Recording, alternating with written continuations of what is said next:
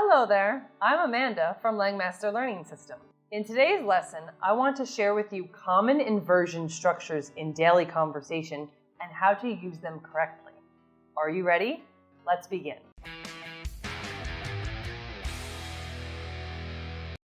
First, let me explain to you what inversion really is. Inversion means in several circumstances, you put the verb before a noun, so the order in the sentence is changed. Inversion is not a must in sentences. It is based on how you choose to use the word. There are several circumstances where you can use inversion.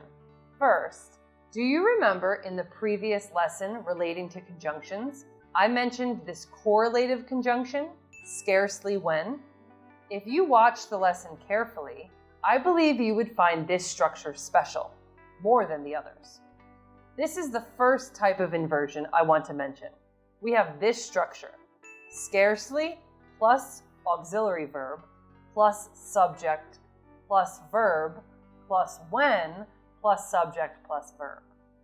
For example, this is how it is normally said. She scarcely came home when her brother went out. And when you use inversion, it will be like this. Scarcely did she come home when her brother went out. Remember, we only use inversion in the first clause, starting with scarcely. We don't use it in the second clause, starting with when. The second structure we have, hardly when. This structure is the same as the previous structure. Hardly plus auxiliary verb plus subject plus verb plus when plus subject plus verb. For instance, a regular sentence would say this.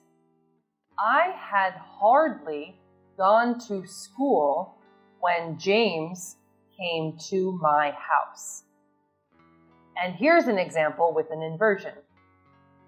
Hardly had I gone to school when James came to my house. Third, we have inversion with never. Here is the structure. Never plus auxiliary verb plus subject plus verb. For example, here is an example without inversion. I never drink coffee in the morning. And now here is an example with an inversion. Never do I drink coffee in the morning.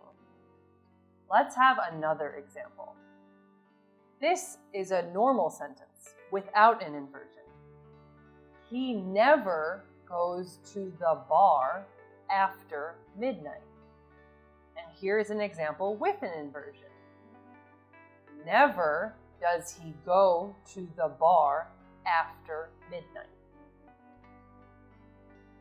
Like I have mentioned, inversion is not a must, but if you put never in the beginning of the sentence, then you need to use inversion. If you don't, then you don't have to. Now, with the word seldom, we have this structure. Seldom plus auxiliary verb plus subject plus verb. For instance, this is a normal sentence. We seldom meet such a wonderful man. And when we use the inversion, seldom do we meet such a wonderful man. Another example. He seldom studies hard for exams.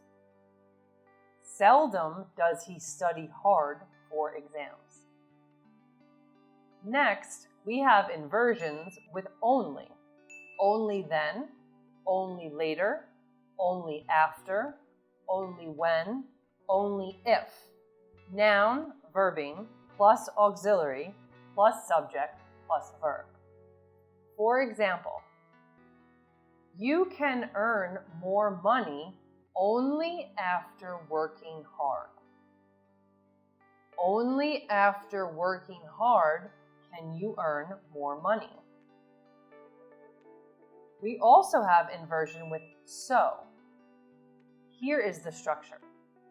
So plus adjective plus auxiliary verb plus subject plus that plus subject plus verb. Here is the regular sentence. She was so kind that everybody liked her. And we have the inversion. So kind was she that everybody liked her. With such, we have this structure. Such plus be plus subject plus that plus subject plus verb. For instance, a normal sentence, we have the extent of the damage was such that the car was ruined. Then we have such was the extent of the damage that the car was ruined. Next, we have an inversion with not only, but also. Here is the structure. Not only plus auxiliary verb plus subject plus verb plus but plus subject plus also plus verb.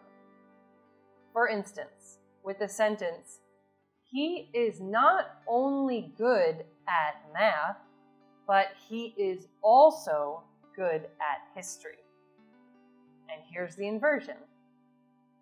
Not only is he good at math, but he is also good at history. The last structure I want to mention is about no and not. No or not plus noun plus auxiliary verb plus subject plus verb. Here's an example for not. She did not buy a single dress yesterday. Not a single dress did she buy yesterday. Here's an example for no. I have no idea at the moment. No idea do I have at the moment. And that's all for today. I hope you enjoyed this video and can understand how to use inversions correctly. If you find this video useful, please like, share, and subscribe to our channel. And comment on what you want to learn next.